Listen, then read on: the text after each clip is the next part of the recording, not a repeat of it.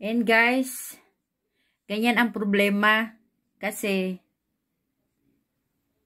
yung battery ko, as in low. Nagda-download pa po siya. Ayan. Going live. Ayan po ang nangyari. Ganyan po ang sitwasyon. Kasi akala ko nakapag-charge ako. Hindi pala. Yan yun. Ang hirap naman talaga ng pag busy ka sa bata. Ayan anak ko. Dala-dala ko. Tapos nagla-live pa ako. Hindi madali pag wala ka talagang kasama sa bahay. Sa akin lahat. Agoy. Hindi madali, no? Pag nilapad ko naman yung bata, iiyak naman siya. Hindi ako yung ginagawa ko dito. Tapos ito.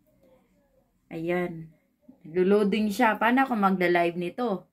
Kasi nga, ganyan ang itsura niya. Kasi, yung battery, low. Namatay nga siya eh. Kaya, yun. Ang nangyari. Waiting pa rin ako kung mag-online siya. No? Sensya na po.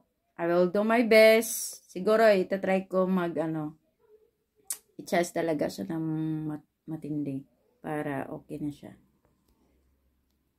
Thanks for waiting, guys.